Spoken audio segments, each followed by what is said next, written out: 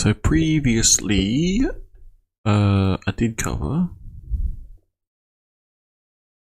these consultation questions.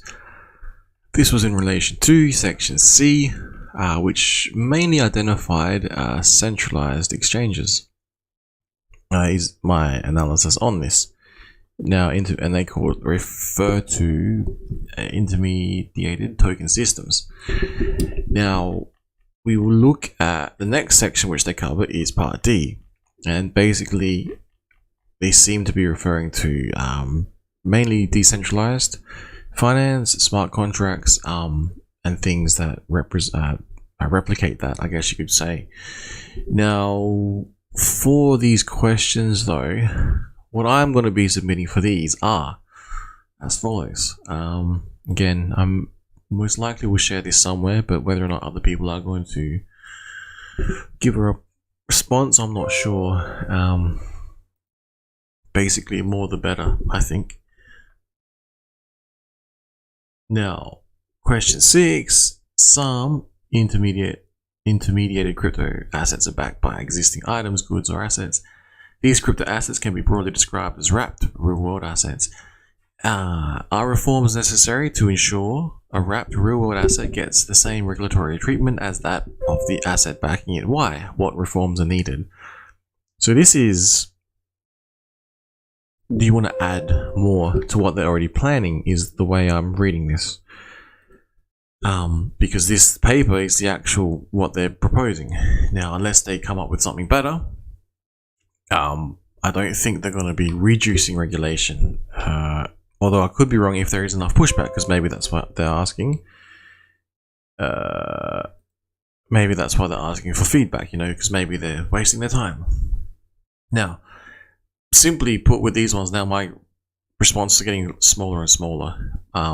Basically, none required, caution is required, and more teaching about the technology and potential pitfalls. However, to regulate an it should be an. Reading notes off screen here. To regulate an emerging technology seems like a waste of energy and resources at this point in time. That's all I'm going to reply for that.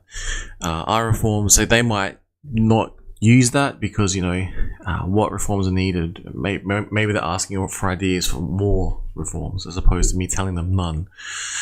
Maybe that's not what they want to hear. That's what they're going to hear though. Are reforms necessary to ensure issuers of wrapped real-world assets can meet their obligation to redeem the relevant crypto token for the underlying good, product, or asset? So, with this one, I replied, more teaching to cryptocurrency beginners. As mentioned, tax accounting software combined with on-chain data and decentralized exchange data with another layer of legacy financial institutions more than covers and provides ample safeguards, assuming one understands the underlying technology. However, scams could pose a threat disguised as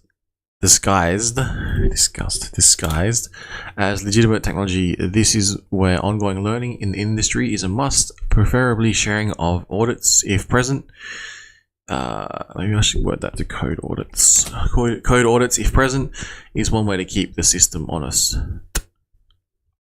Now, I think that makes sense. That's what I'm presenting there. Again, I may be going over it again, simplify it, clarify it a bit better. Question 7, it can be difficult to identify the arrangements that constitute an intermediate token system. Now, A, should crypto assets, I'll just see if this is showing, yeah, cool. So 7, it can be difficult to, yep. A, should crypto assets service providers be required to ensure their users are able to access information that allows them to identify arrangements underpinning crypto tokens? How might this be achieved? So I want to reply, yes. For centralized exchanges, they should be required to release on-chain data so it can be subject to the eyeballs that decentralized finance is subject to! Now, if they are given protection because they are a centralized exchange and cannot share information due to company secrets or otherwise, then at least a proof of reserve by some means could provide some assurance to those who seek to give up control over their assets. Having a dig at centralized exchanges there. Myself, I will not be taking part, except for on and off ramping personally. Exclamation point. B. What are some other initiatives that crypto asset service providers could take to promote good consumer outcomes? We have here, don't commit crimes and fraud like FTX, exclamation point. Now, see, this might be what the Treasury needs to hear, because they're going down this rabbit hole of more regulation when there was more than enough regulation. There is more than enough regulation, but yet for some reason they're going to try, I feel, to they're going to try and funnel. Funnel's not the right word. They're going to try and I'm not even going to comment on that just yet. I'll basically continue. Now, A and B. So what are some other initiatives that crypto asset service providers could take to promote good consumer outcomes? As I said, don't commit crimes and fraud like FTX. Offering guidance or links to how tokens and token systems work is a start, as well as offering teachings how to take control of your own assets is a vital lesson for any novice in this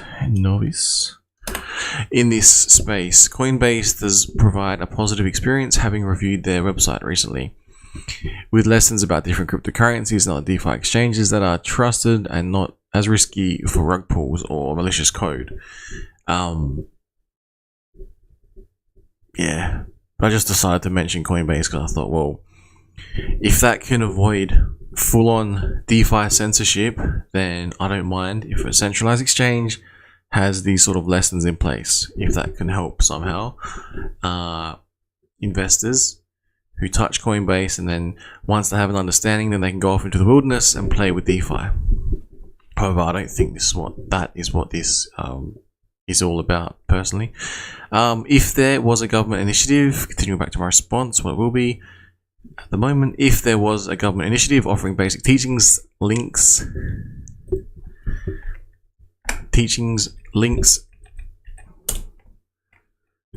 to that would be of use to the novice investor and veteran investor alike.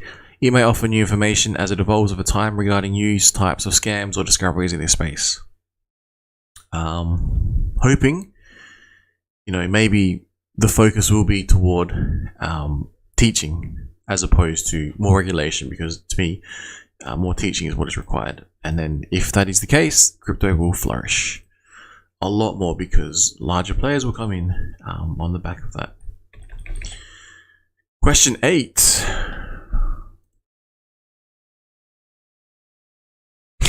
This is riveting stuff, I know. Okay, question 8. What's happening? Tins up. Where was I? I thought I better check the chat. Question. In addition to the functional perimeter, the Corporation Act lists specific products that are financial products. The inclusion of specific financial products is intended to both provide guidance on the functional perimeter, add products that do not fall within the general financial functions. Question A. They are asking for feedback on: are there any kinds of intermediate crypto assets that ought to be specifically defined as a financial product? Why? So here is one's opportunity to rip into whatever they want. Personally, I don't think additional regulations are necessary as long as business in the industry operate in accordance with existing laws, such as those governing centralized exchanges that offer traditional financial products, which can easily be identified. I thought keep it simple with this one, because I haven't got too much more to add except for saying, existing laws, more than enough. Existing regulation, more than enough. Question B for this particular question 8. Are there any kinds of crypto asset services that ought to be specifically defined as a financial product? Why? My response: there are two options for managing crypto assets: using a decentralized or interacting directly with smart contracts. With a decentralized exchange, decentralized. There are two options for managing crypto assets: using a centralized exchange or interacting directly with smart contracts. With a centralized exchange, you don't have control over your coins, but with smart contracts, you do. But with the trade-off of contract and security risks. The safest option is to store your assets in a personal wallet. I thought that's all I need. That's all I need to understand.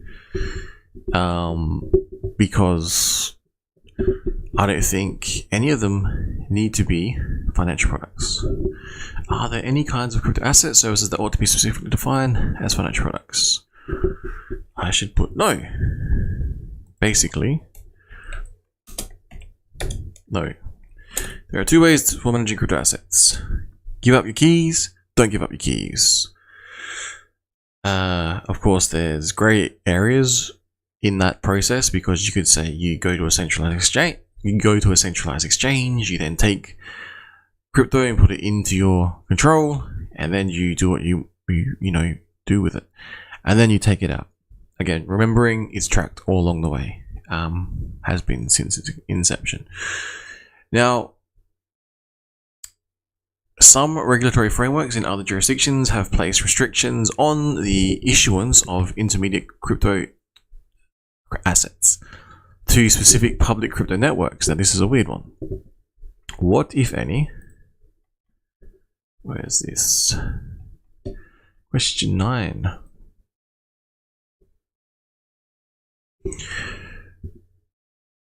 What, if any, are appropriate measures for assessing the suitability of a specific public crypto network to host wrapped reward assets? Now, at this point in time, I'm literally thinking, did it just ask me appropriate measures for assessing the suitability of a specific public crypto network?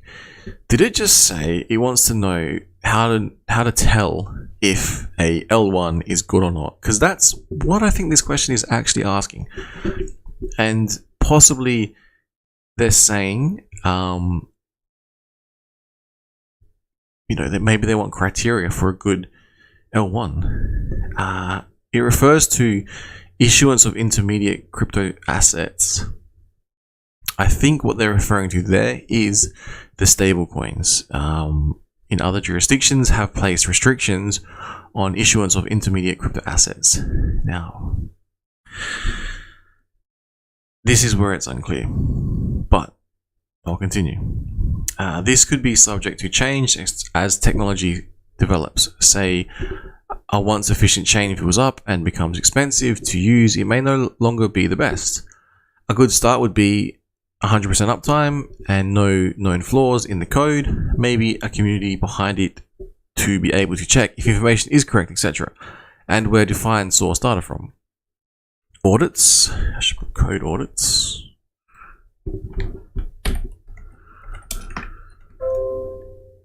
Code audits also held in high regard from reputable audit firms. Again, this all comes down to learning and watching this space as the space evolves. So what I'm saying to them is, if you want criteria, what if the criteria changes? What, you're going to keep increasing your regulations until you can't even move anywhere? You're that trapped by your own walls? Now, question 10. This is why I'm against increasing regulation in this space. Question 10. Intermediate crypto assets involve crypto tokens linked to intangible property or other arrangements. Should there be limits, restrictions, or frictions on the investment by consumers in relation to any arrangements not covered already by the financial services framework? Why? Now, I get the funniest emails, man. Question 10. Question 10. Intermediate crypto assets involve crypto tokens linked to intangible property or other arrangements.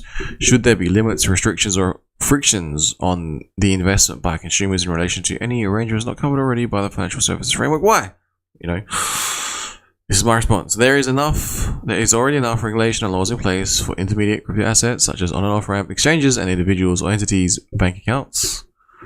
It is important for investors to have knowledge about these regulations and laws for their own protection, as there is no way to recall funds if they make a mistake, such as sending it to the wrong location. That's all I thought I would reply in relation to this question. Should there be limits, restrictions, or frictions? Because there's already regulations in place. Some of them are set by an exchange, so an on and off ramp. Some of them are set by your financial provider, I would imagine, like internal controls, that to basically regulate more into existence on top of that, again, I'm not sure is a productive use of time and effort. And in the end, this is literally my taxpayer dollars paying for this. So I'm paying tax money to give to the government, to them tell me how I should accept more regulation, even though the regulation was ample, except some assholes like FTX came along and committed fraud and broke the law, and then me, as a law-abiding citizen, gets punished because of this. This is the logic of this exercise. Now, I'll move on.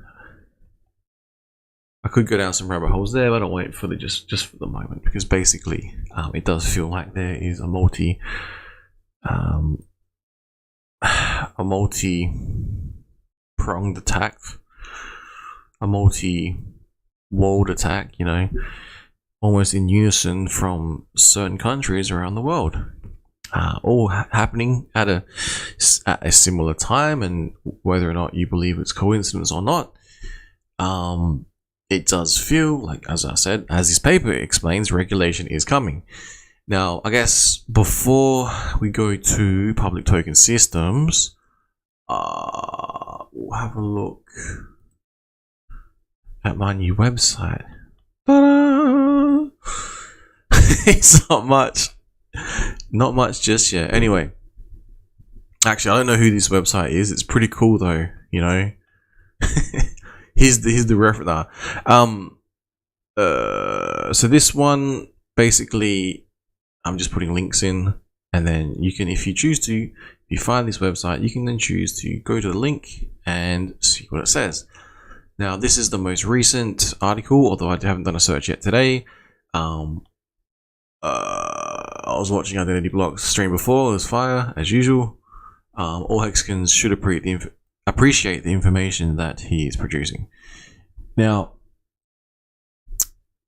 Crypto Down Under, Unpacking Australia's Token Mapping Consultation. What is token mapping? It explains it briefly. Let's have a look. The approach emphasizes understanding the crypto ecosphere before identifying the risks and how they can be addressed through regulatory levers. The approach emphasizes, so they're actually trying to understand the crypto ecosphere before identifying risks and how they can be addressed through regulatory levers. What you need to know basically lays out tokens, token systems, crypto assets, functions. Functions are a strange one, I think. And they move on to say, if it looks like a duck, walks like a duck, and sounds like a duck. I think that's in relation to basically exchanges, and they want to set them up correctly and making sure they are adhering to existing regulations and laws, which is best I thought they were. But then again, the whole FTX thing didn't help the cryptocurrency space in regards to the regulation, because it gave them ammunition to use upon the cryptocurrency space, even though, as I said before, even though we all know FTX was breaking the law. Now, the consultation most importantly sets out to map the crypto token ecosphere against existing financial regulation framework. So this is going to be interesting in upcoming accounting textbooks, because we might see this rolled out. That might be another place I might have a look, actually, the Australian Accounting Standards Board. Trying to think, IFRS, International Financial Reporting Standard. Okay, anyway. Central to mapping is the concept of financial product, whether the provision services may attract licensing and regulatory obligations, such as Australia, like AFS license. I thought they were already doing that. These centralized exchanges. Like I'm pretty sure you can't just start a centralized exchange. I thought they had lots of regulations in place, such as AFS and also from the ASIC. Basically, I think they're the enforcement arm of the Corporations Act here in Australia. Now, in a precursor to the consultation, again, not legal advice, financial advice, nothing, no advice, just guy on the internet. May not have his own website now. With nothing on there. So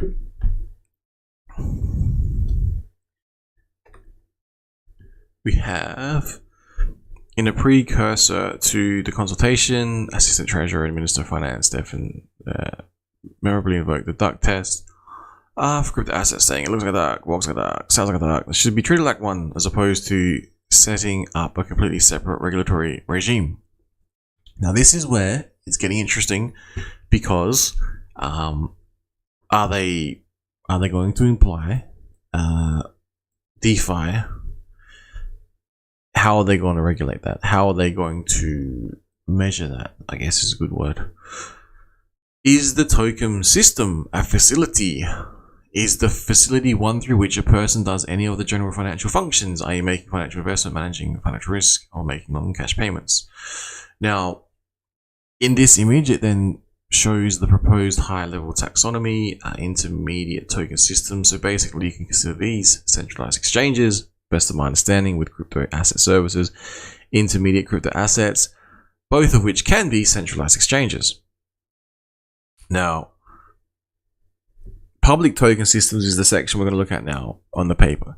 Basically, they're saying involve functions being performed by crypto networks in the absence of promisers, intermediaries, and agents. So smart contracts, public smart contracts, and network tokens. I don't know that a network token can exist without a smart contract, but could be wrong. Treasury notes the assessment outcome will depend on whether the token system is an intermediate token system, which involves as such, or public token system, which involves as such. Okay. The assessment outcome will depend. So this might be the selection criteria. You come to the box, yes, no. Is what you're looking at a intermediate token system or a public token system? And basically, it's going to be like, is it centralized? Is it decentralized? Is my analysis off the top of my head looking at this for 2 seconds? Again, so this could be wrong. I'm going to have to go back and fact check myself. For immediate token systems, crypto asset services. So this is centralized exchanges.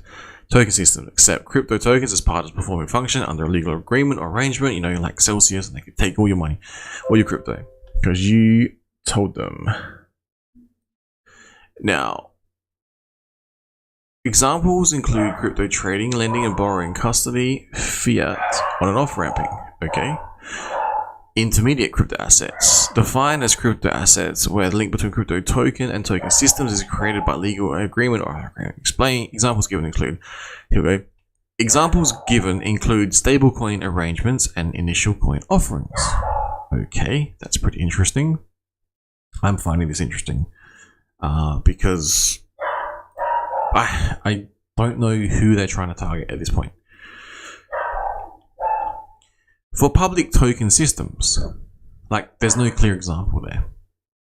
Examples given are stablecoin arrangements and initial coin offerings. Maybe in their mind, they're thinking that they're targeting examples like Terra Luna, and they're going to then label every single stablecoin as a Terra Luna, which may or may not be correct. Because they might say, algorithmically, it was a stablecoin, so anything else with an algorithm tied to a stablecoin is an algorithmic stablecoin. Again, without reading the on-chain data. Hence my frustration. For public token systems, especially when the failures were mainly from people who are scamming and criminals. Even my dogs agree. For every bark that they bark, it's an agreement bark. For public token systems, network tokens. So this is the section we're yet to look at. Then this is this person's interpretation of it, which I think is worth doing. Now, I might have to pause here because there may or may not be someone here.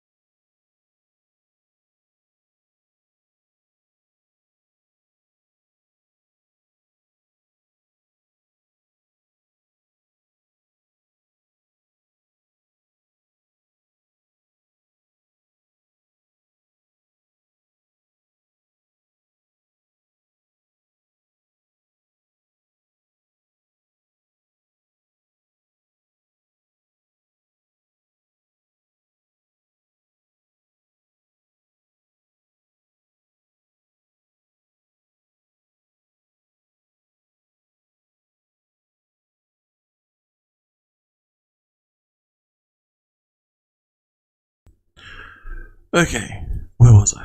Alright, gotta get moving.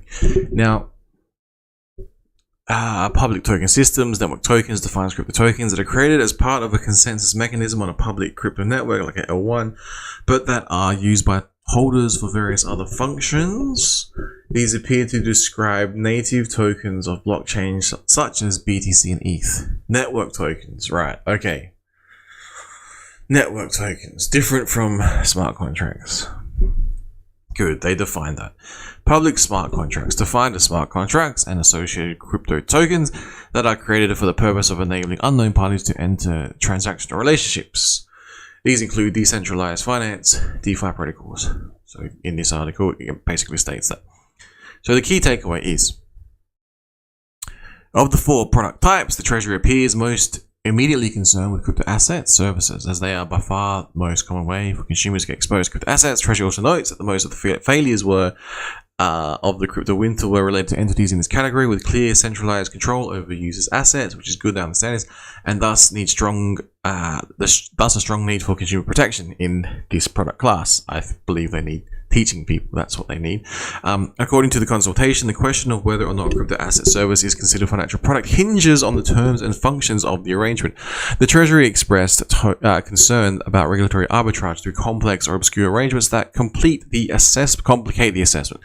Thus, the paper seeks feedback on whether and what further guidance should be provided in assessing crypto asset services against the product definition. Again, I don't think any more regulation is required, but it's seeking further feedback on what further guidance should be provided in addition to what they're proposing. And it's not yet clear what they're proposing, so you can see my confusion on this whole exercise. On public token systems, their related product types, the paper highlights that these can cause several issues for legal and regulatory frameworks, because existing frameworks are set up to be applied in the context of products that involve promises, intermediaries, and agents, which do not map to public token systems. The conundrum is not unique to Australia. So, what are they trying to target? DeFi, simply put.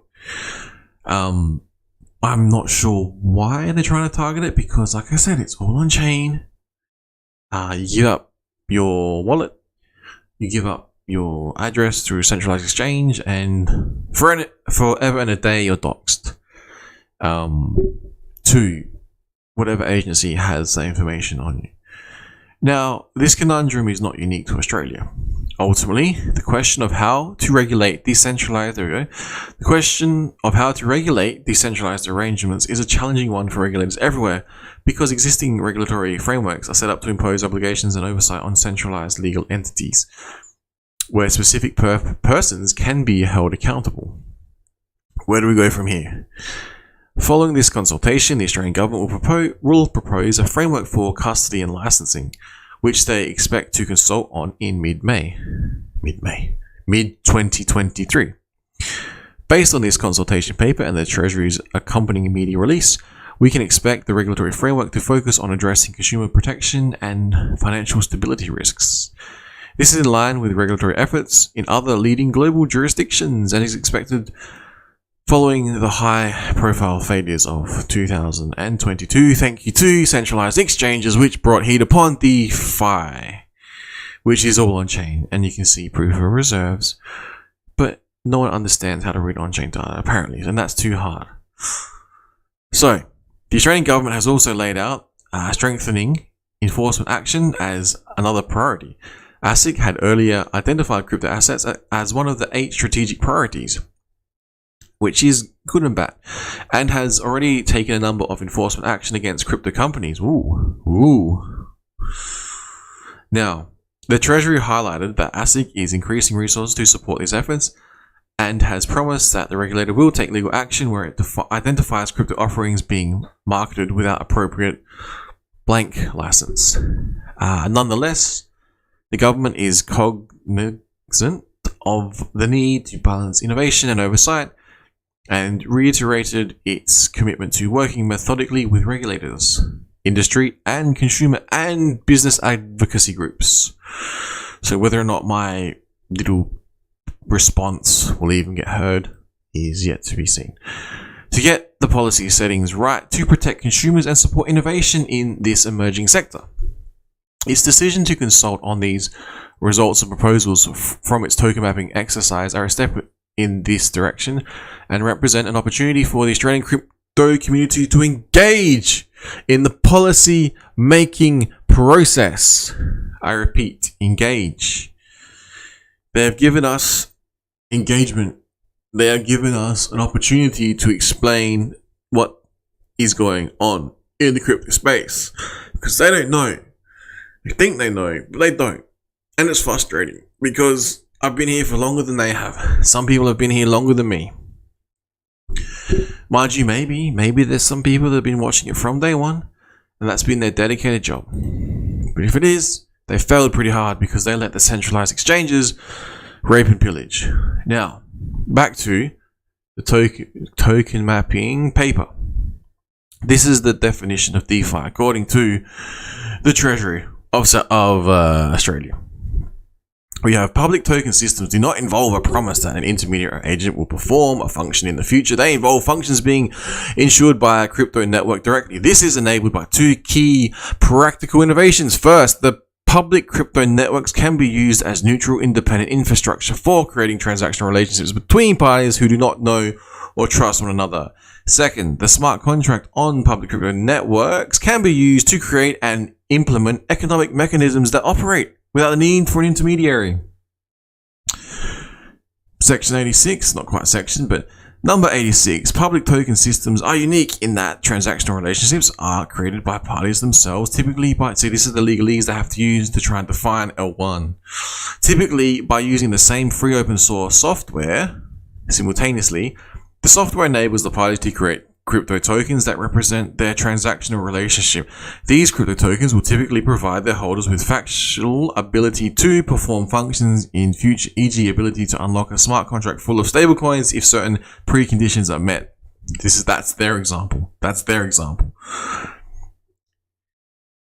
This factual ability may exist in parallel to any legal rights or obligation, but is ultimately ambivalent to them, i.e. the factual ability will exist regardless of a conflicting legal right.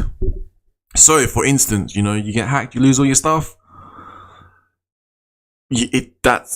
How are you going to enforce this? I guess is possibly what they're thinking about. Which is why it's so important to train and teach people operational security. Now, 87. The following two types of products are considered as part of a public token system analysis. A. Crypto tokens that are created as a part of the consensus mechanism on public crypto networks, but that are used by holders for various other functions, network tokens. B. Smart contracts and other associated crypto tokens that are created for the purpose of enabling unknown parties to enter transactional relationships, public smart contracts. A consideration of the legal and regulatory issues relating to network tokens and public smart contracts is set out below. Now, to be fair, they have done a fair bit of research. They have cited accordingly. Now, network tokens, number 89. Crypto networks are complex experimental systems. They use a combination of technology and principles from the fields of computer science, cryptography, and economics. One of the economic components is the network token. Network tokens are essentially components of any public crypto network. This is like literally trying to explain to people what cryptocurrency is, because they need to understand what they're regulating against. They are created by the network itself to reward specific network participants who contribute to ensuring all participants agree to the same database. This is network token, referring to, they gave examples of Bitcoin and Ethereum. Number 90, because people might not actually understand what that is. Number 90, the function of a network token from the perspective of a token holder will typically differ depending on whether the associated crypto network is designed for the primarily purpose of maintaining a secure ledger of the network tokens, a cryptocurrency network, or designed for the primarily purpose of being a secure platform developing a software, a general purpose network. Okay. Cryptocurrency network tokens. Cryptocurrency networks are originally intended to be peer-to-peer payment infrastructure. And maybe they've actually cited the Bitcoin white paper. I don't think they have. No, they haven't. Okay, whatever. With the network tokens being a new type of currency, examples of cryptocurrency network tokens include BTC for the Bitcoin network and LTC for Litecoin network. Litecoin. Did they mention it? Anyway, these networks are not designed to host the type of smart contracts considered in this paper, until someone figures that out. Number 92. From the perspective of a token holder, the primary function of a network token on a cryptocurrency network is transferability. If the token has a secondary market price, the transferability function could be used to exchange it for something of value. 93. People buy cryptocurrency tokens in the expectation that their secondary market price will appreciate. Well, except for me, I have no expectations. As a speculative investment, however, they are also used by some holders to store wealth, a store of value, or to make payments as a medium of exchange, particularly in emerging economies. Whether or not, number 94, whether or not cryptocurrency networks tokens involve financial products will depend on the individual cryptocurrency network. They are not all sufficiently alike and consider them alike. They are not all sufficiently alike to consider them together. The following paragraphs describes the process of considering them against the functional perimeter. Okay? So this is just so clear, you know? So clear and concise. To a no-coiner. Anyway, if a public crypto network is not a facility, it is not a financial product under the financial perimeter. If a public crypto network is a facility, the speculative and payment functions could, for example, be assessed against making a financial investment or making non-cash payments general financial functions. However, the makes a financial investment function does not necessarily apply because an asset generates a return for a holder. E.g., gold, real estate are not financial products because they do not involve a return generated by the use of the purchased money by another person. B. The makes a non-cash payment function does not apply to exchange of value between willing parties that do not afford the holder any right to make a payment. Oh my god. So clear, Treasury, so clear. If these exclusions described above apply the context Are you serious? Okay. If these exclusions described above Apply in the context of a specific network token. Nah, that's it. I didn't understand what it was that thing was trying to say. Alright, ChatGPT. Do your thing. Here we go. Let's have a look. So we're going to go here.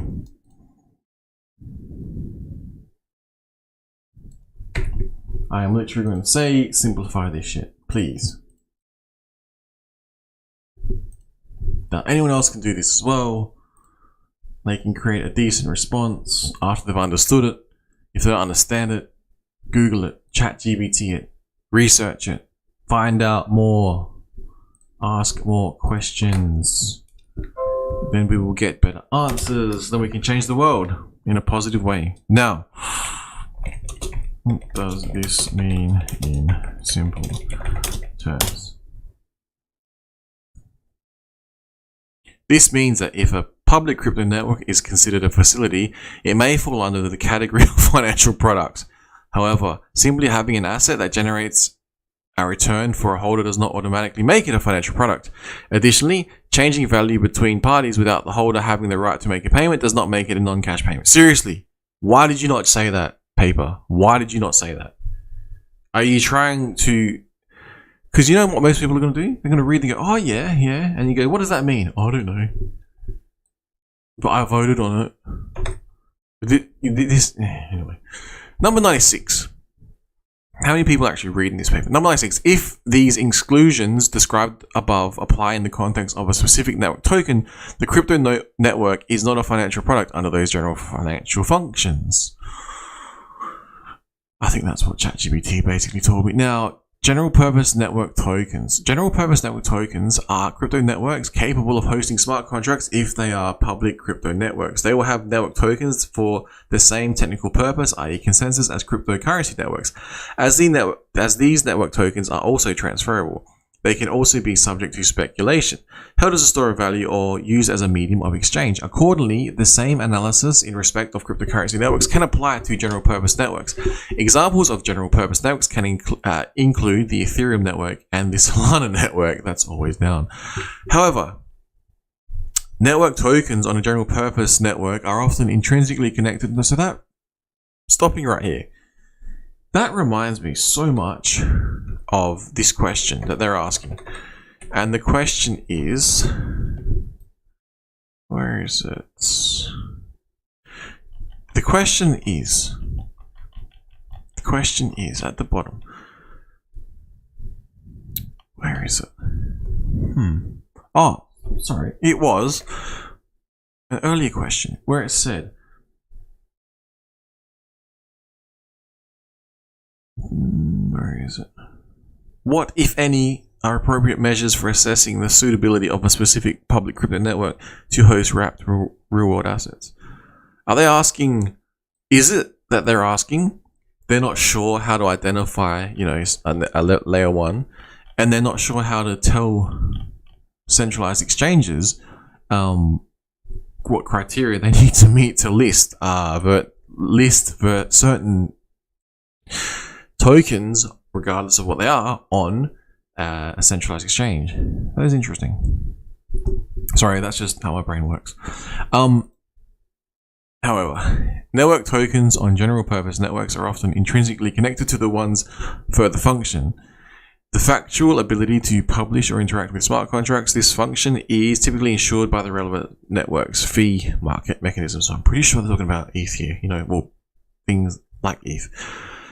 It then goes on to explain the fee market mechanism, because if people don't understand this, they need to. But the way that they're doing it, I'm not sure is the best approach, to be honest, because a lot of this information is already out there in a much better way than this, specific to a specific token or network. Anyway, a user interacts, but people got paid to put this together. Like, I'm pretty sure they got paid a lot compared to what I'm getting right now, which is nothing. Now, which my content has always been for nothing, for love of hags and Pulse Chain and PulseX, I guess. Now, a user interacts with crypto networks, e.g. transferring crypto tokens by sending a digitally signed message to the network containing process instructions, and actually 2 for details, because people obviously don't understand this, which is insane. Crypto networks do not have unlimited capacity to process their user instructions and store user data. Their capacity to do so is a limited resource. A fee market is the economic mechanism used by the public crypto network to price and allocate its own resource. A network fee is the price users pay to consume network resources. The price paid by users will typically depend on how much of the network's resources are consumed by the user's instructions and the current demand for those resources. Thanks Ethereum for doing what you did to make hex staking cost a lot more because the transaction fee went up, basically. Now, while fee markets exist on cryptocurrency networks, they have a critical role in general purpose networks because they ensure it is economically unviable for a user to create a smart contract that uses the entire capacity of the network. Network fees, therefore, act as a tragedy of the common solution as a protection against distributed denial of service DDoS attacks. As network fees are paid by users for all interactions with public crypto networks, a smart contract for all users of general purpose networks are required to have network tokens, e.g. a wallet containing smart contract tokens like stablecoins will also need to contain network tokens for those stablecoins to be able to be spent on users' pets. Seriously, how are these, like, okay, it's good they're explaining this, but the way they're doing it is not clear and concise. Anyway, these fee markets are a kind of public... Does this make a no-coiner want to engage in cryptocurrency or not? Like, seriously. Here, read this paper. Do you know what cryptocurrency is? Yeah. Sure you do. Sure you do. Go and do some of this stuff. I have no idea. These fee markets are a kind of public token system. Whether or not they are financial products or will depend on individual general purpose network, they are not all sufficiently alike to consider them together. E.g., they can be algorithmically or auction-based and discretionary or non-discretionary. Okay, ChatGPT. What did I just read?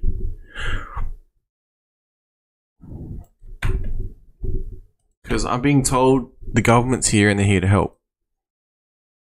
And I am somewhat suspicious of this need to engage with me, and I'm going to find out why.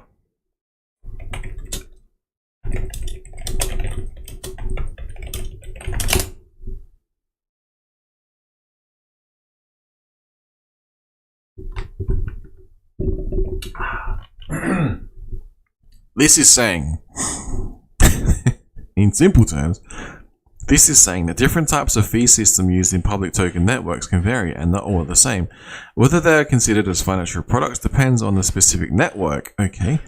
It mentions that they can differ in how they are structured, such as being algorithmic or auction based, or having discretion or not having discretion. I must be so dumb. I still don't understand that. Anyway, I have limited time. I will continue on. If a fee maker market is not a facility, it is not a financial... Hang on, where was I? If a fee market is not a facility, it is not a financial product under the financial functional perimeter. If a fee market is not a facility, it is not... What? If a fee market is not a facility, it is not a financial product under the functional... Maybe they will stop making me pay tax on all the gas that I use. That would be good. Jeez. Maybe I can give that feedback to them. If a fee market is a facility, it can be assessed against the general financial functions in the same way as any other product. For example, it could be considered against the definition of a non-cash payment facility. Okay, interesting. Not sure what they're getting at here. That is the concern. Now, public smart contracts. Smart contracts exist on a spectrum from the intermediate to public. Intermediated, sorry, to public. I keep saying that. I keep thinking of like Mortal Kombat. The novice level, intermediate. This is intermediated. Now, at one end of the spectrum are the smart contracts used by intermediaries in providing a service, e.g., as part of the intermediated token system described in Part C. Okay, so we have to go over Part C to understand. This is currently the most significant end of the spectrum. Is it really? Hang on. This is currently the most significant end of the spectrum. I wonder where they get those figures from. Cited in 89. Oh, okay. So the citation says USDT 70 billion, BUSD 16 billion, 70 billions are with a B, BUSD 16 billion, and USDC 41 billion. That's the citation. Okay. Now, most notably stablecoins. Okay. By the value of associated crypto assets because it includes smart contracts used by large corporate entities, most notably stablecoin issuers. At the other end of the spectrum are public smart contracts, which are used by parties to remove the need for an intermediary. Okay, this is the smallest category by value of associated crypto assets of the four products in this paper, high-level taxonomy. It includes various smart contract protocols and smart contract tokens on public crypto networks. Okay, that's interesting. Now, however, not all smart contracts on public crypto networks are public smart contracts. A smart contract on a public crypto network can be fully intermediated and permissioned, usable by authorized customers of a business, or fully intermediated but partly permissionless, e.g. a stablecoin that is freely transferable but that can be frozen. Ooh, they have done some research. Or fully intermediated but partly permissionless, e.g. a stablecoin that is freely transferable but can be frozen but its user. I'm pretty sure that's a spelling typo. Lol. Lol, spelling typo. Now, yeah, but its user. Oh, hang on. Maybe I read it wrong. A stable that is freely transferable but can be frozen by its user. Nah, by its user. Can be used by all but its user, maybe I should have said.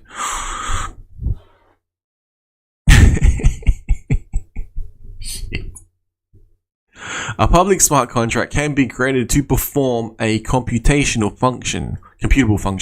The most common functions appear to fall in three broad ranges: interoperability, economic, and coordination. An example of each is provided below. Further detail is set in Annexure 3. Interoperability mechanism. The smart contract associated with wrapped ether can be described as an interoperability mechanism. It is simple, immutable public token system published for a technical purpose. It performs two functions: accepting ETH in exchange for wrapped ETH. Accepting wrapped ETH in exchange for ETH. The smart contract is a publicly available self-serve system that does not involve a counterparty, and it is incorporated into many smart contract protocols, which are used by multiple smart contract applications. Okay, so economic mechanism is this. So this is their definitions. The smart contract associated with the Uniswap protocol are a type of economic mechanism. When used by several participants, the protocol establishes a method for traders, demand-side users, to swap out smart contract. Okay, economic mechanism. Okay, so method for traders, demand-side users to swap tokens against pools of liquidity contributed by liquidity providers. Supply-side users, demand-side users pay swap fees, which are routed to supply-side users to incentivize them, providing liquidity into the pools. The protocol is publicly available, immutable, self-serve system that is incorporated into several smart contract applications. Yep, that makes sense. And this one is a coordination mechanism. A Moloch DAO is... Moloch, I haven't heard that term before. Is a type of smart contract protocol used by individuals who do not know each other to make collective investments into crypto assets. It enables users to contribute crypto tokens, e.g. stablecoins, into a pool in return for crypto token shares. Okay, representing their contribution to the pool. Those shares give the holders a factual ability to control the pooled funds, which is exercised exclusively through a smart contract mechanism that recognizes that these shares are keys. Users can coordinate to unlock the funds for some joint purpose, or individuals. Users can redeem their share of the pool at any time. Now, I went to have a look at how MakerDAO works. It's pretty damn interesting. To be honest, I didn't fully understand it. I'm pretty sure I've got some stuff locked up there. I can't even remember how to get to it. One day I'll go have a look because yeah. Okay. Anyway. Now, 105 live stream. Between the two ends of the spectrum, how long has it been off? Wait. Alright, I gotta wrap this one up soon. I gotta have things to do. Okay. Almost done. Now, between the two ends of the spectrum are smart contract protocols that provide various levels of control to an external entity. Includes multiple scams, Ponzi-like schemes, or systems that involve economically functionless inflationary staking. What? 96? Why cryptocurrency is interesting. Okay. I'll reread that one. Between the two ends of the spectrum are smart contract protocols that provide various levels of control to an external entity. This includes multiple so like scam contracts, multiple scams, Ponzi-like schemes, or systems that involve economically functionless inflationary staking. Okay. So scams. You got to be careful of them. So they should have something that points these out where to avoid. Anyway, at least they're aware of them. However, along the spectrum are also a number of attempts to implement a form of trust engineering or trust solutions, i.e. the use of smart contracts to replace conventional real-world systems components with unbreakable rules encoded in smart contract. Okay, what's this? What reference is that cited to? Number 98. Website for the US Securities and Exchange Commission. Okay, so they're referencing SEC there. Now, 107, we got these protocols will typically incorporate coordinated mechanisms into the design of the product, which in some cases mean that an individual or group of individuals, e.g. it's a centralized autonomous organization DAO, has some control over the protocol. The level of control is often intentionally limited, i.e. to non-core components of the system with limited impact on existing users. However, it can be difficult to determine whether or not these protocols are truly intermediaryless without auditing the underlying code. Again, release the audited code for everyone. Everyone can look at it. You can decide whether or not you want to put your money into it, because you're not your keys, not your coins. Remember that. The coordinated mechanisms created for these purposes are described in Annexure 3. We've had 108 number 108 smart contract protocols that implement economic mechanisms are often referred to as part of the decentralized finance or open finance ecosystem. Never heard of open finance, but anyway. There have been several experimental crossovers between regulated entities and protocols in the decentralized financial space. For example, Societe Generale Forge used crypto tokens backed by home loans OFH to open a collateralized debt position with DeFi protocol MakerDAO and create systematic stablecoins DAI. What? Smart experimental crossovers between regulated entities and protocol. Okay, that's what they're saying. Man, they've done some research. Okay, 99. I never knew that. That's interesting. Decentralized finance. See, this is the thing. There's things they're picking up. I have no idea. Decentralized finance. This part of the ecosystem is a niche and risky market with interesting properties in terms of efficiency, transparency, accessibility, and composability.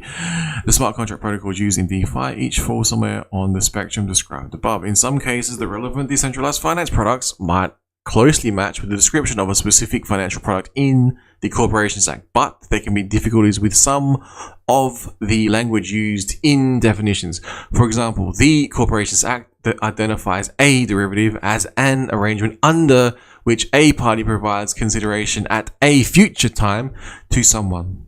A derivative is issued when a person enters the legal relationship that constitutes the derivative.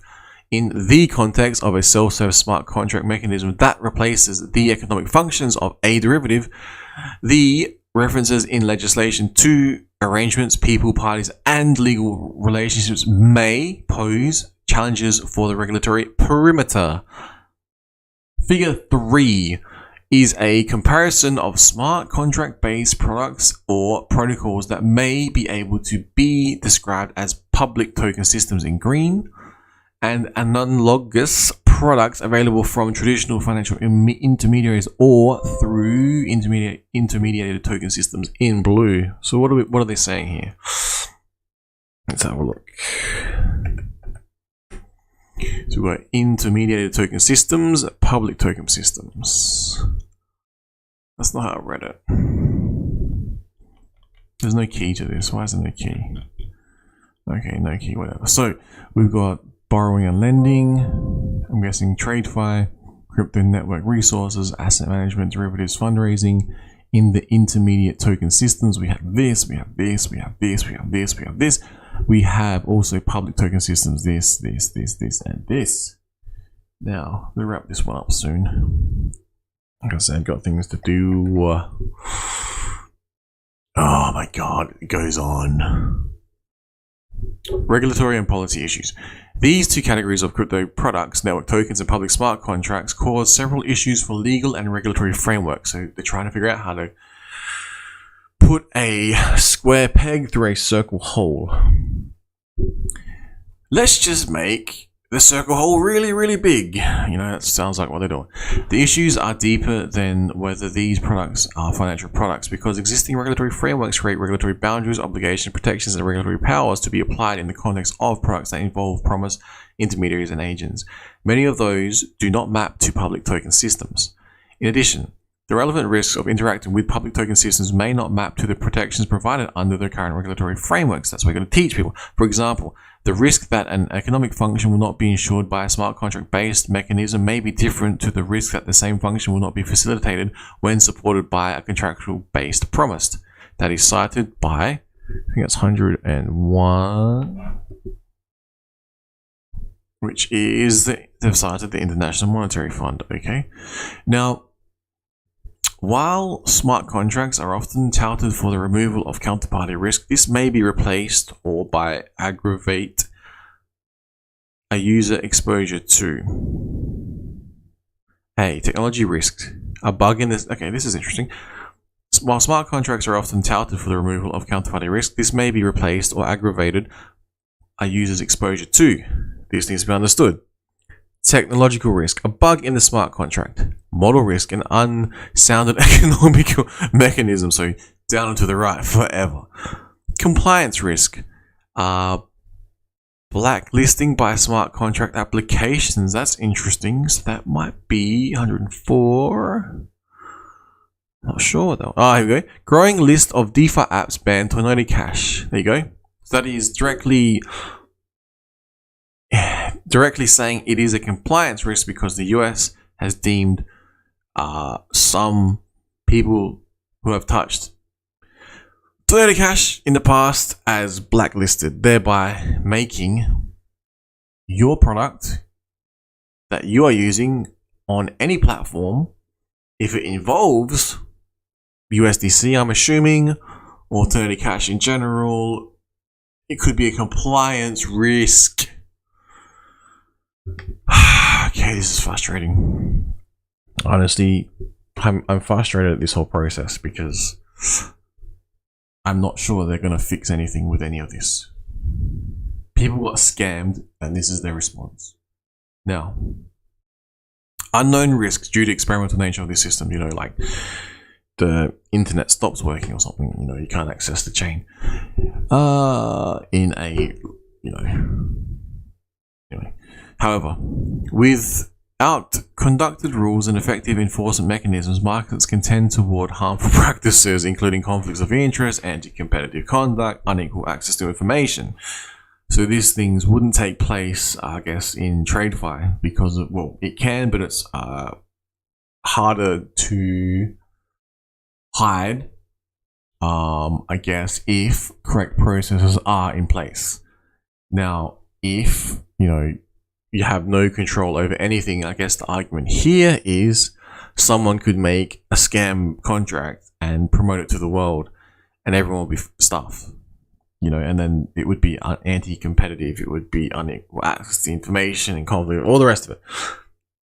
When it goes bad, you know, looking back, because they can't probably detect this scam as it's happening. Now, while some of these issues may have technical solutions using crypto, networks and smart contracts. Many may not. This could ultimately lead to a decline in investor trust and participation in the market. So they're saying that we need more regulation so then more people will engage in this, because trust has been lost because of the scams that have gone on.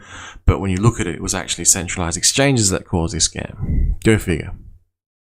How the response to that is we need to regulate DeFi more across not just Australia, but possibly also the US.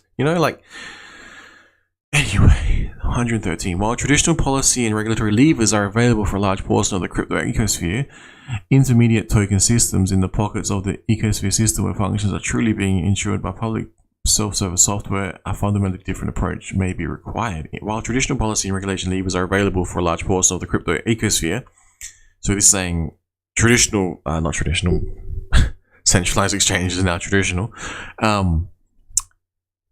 intermediated token systems in the pockets of, while traditional policy and regulatory levers are available for a large portion of the crypto ecosphere, example, intermediated token systems such as centralized exchanges, for an example, in the pockets of the ecosphere where functions are being ensured by public self-service software, a fundamentally different approach may be required. So they're referring to DeFi here.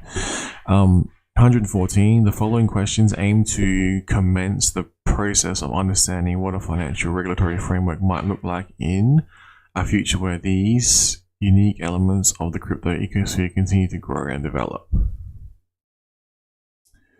The following questions aim to commence. The following questions aim to commence the process of understanding what a financial regulatory framework might look like in a future where these unique elements of the crypto ecosphere system continue to grow and develop.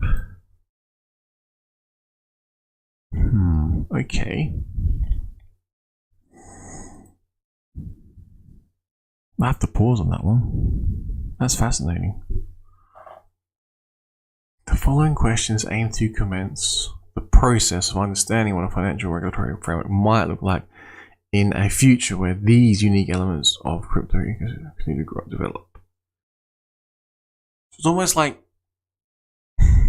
they're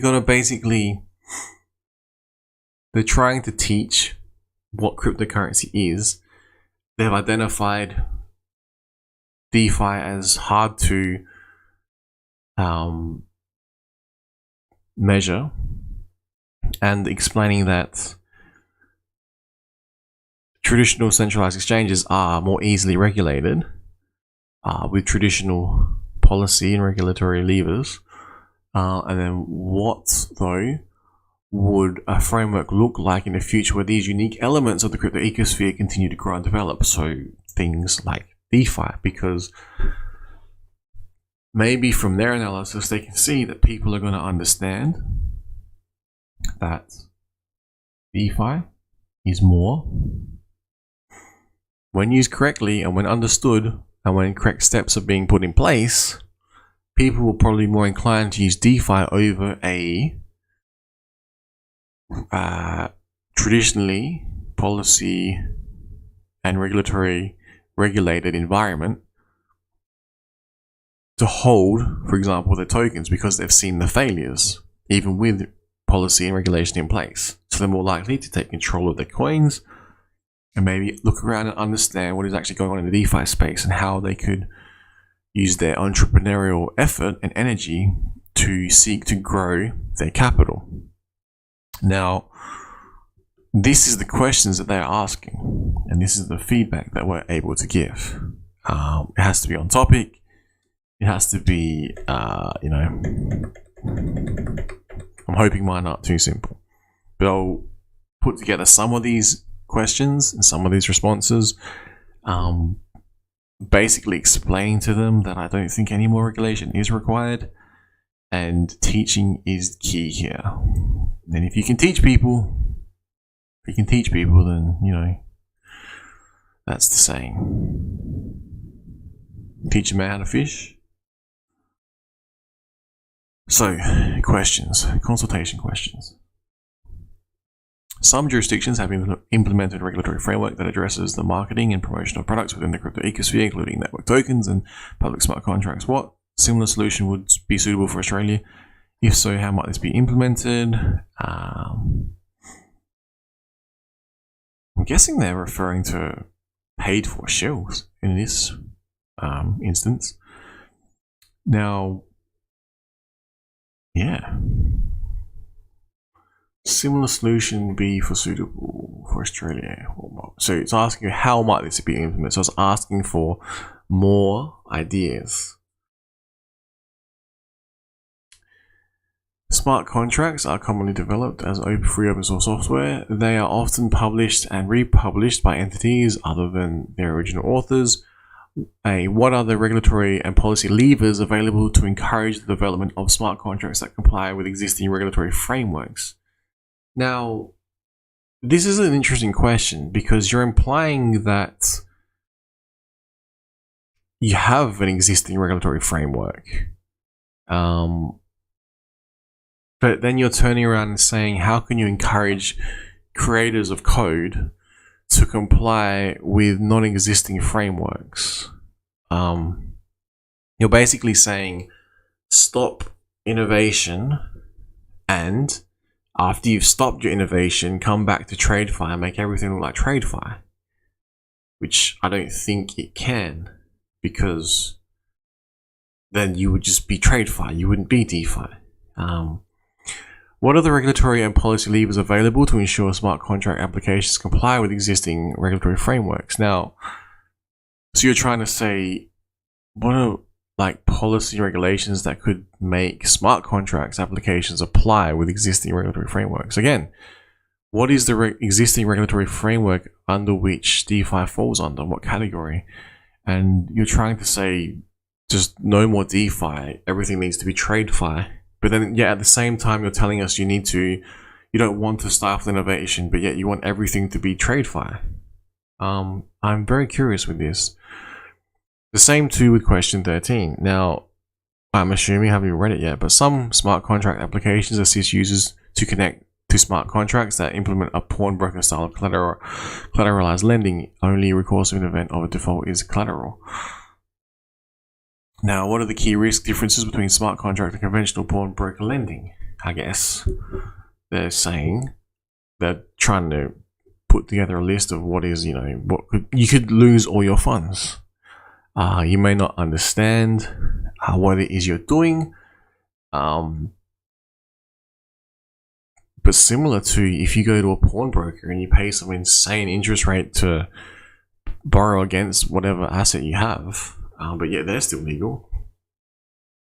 In some instances, wouldn't it be better to go with the smart contract application as long as it's safe and secure, etc. But then I guess what they're trying to say is, and how do we regulate that and allow it to proliferate even more? And I don't think it can be done, because if you do that, then you're basically creating a pawnbroker lending system, in which case it then stifles innovation. Then 13b. Is there a quantifiable data on the consumer outcomes in a conventional pawnbroker lending compared with user outcomes for an analogous service provided through smart contract applications?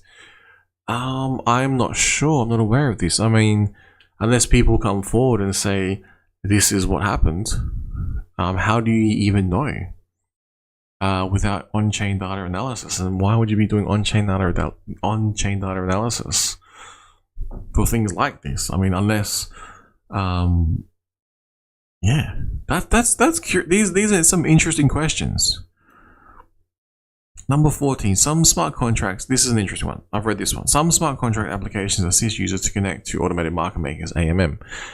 They cited, I think, Uniswap as an example of that. Now, what are the key differences in risk between using AMM and using the services of a crypto asset exchange? Is there quantifiable data on consumer outcomes in trading on conventional crypto asset exchanges compared with user outcomes in trading on AMMs? Again, without on-chain data. But beyond that, the opposite is true, because conventional crypto asset exchanges should, if they were to release their data, then everything would be on chain, but then so too would their, I guess, their business model, and then people could copy their business model. And if it is a profitable, safe, legitimate business model, then that would affect their profitability, because people would come into that space and copy them. Now, as people did that, it would reduce profitability for that particular company. They might cut into the profits if they understand their profit margins, etc. Now, that is why you need anonymity on chain. That is the pros, I guess, of a cryptocurrency exchange that is legitimate, that does provide these services. Now, when you're using on trading on exchanging cryptocurrency on an AMM, then you can see it all on chain and who's doing what. I guess you don't know, similar to centralized exchanges, who the holders are, because you might, well, I'm not sure if you can see the books, but you can see the quoted trades on an exchange, centralized exchange, and you can also see the on-chain data on decentralized exchanges. So they both have their pros and cons. Now, risks would be for a centralized exchange, as you have seen. You can see that there is a chance that the founders might just they might just commit fraud and break the law, and the exchange might go down, and you lose access to all your data and history and your coins because you get out of control. With the AMM, maybe there's a bug in the code and the AMM crashes, or it's a malicious one. I'm assuming they're talking about legitimate ones here.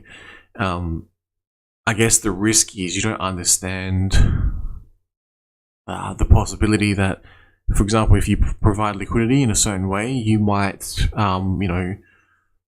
end up in a worse position. But that is like any sort of trade, there is that possibility. Now, the other thing here that I think is worth noting is basically, if you have a cryptocurrency, you have to exchange fiat into cryptocurrency. So you're going to have to use a centralized exchange. Or if the platform offers a purchase with credit card, you have similar, security processes when you say purchase cryptocurrency with a credit card. That's tied to your identity, similar to centralized exchanges. So, yeah, the risk would really be it's middleman counterparty risk with centralized exchanges, and then contract risk with AMMs. It's pretty straightforward, but whether or not there's quantifiable data, you'd have to ask centralized exchanges for their books, and for AMMs, you'd probably have to go to where the providers of liquidity are. I'm not sure if you can see the on-chain data for every single other person, because I think when you provide liquidity, you get the NFT. Now, I'm not sure if you can see all that on-chain, but yeah, very interesting stuff. I find this very interesting. Signing out for now, and yeah, I don't know what's coming next. Trying to figure it all out. Peace. Thank you for viewing. Thank you for liking. I'll get back to some. This is basically going to be my life for the next month, probably this next year, because I got to track this. This is both. This could be both very positive for the space, or it could be extremely concerning, because they say they don't want to stifle innovation, yet they're talking about stifling innovation, in my opinion, based on the questions that they're asking. All right, signing out. Thank you. Peace.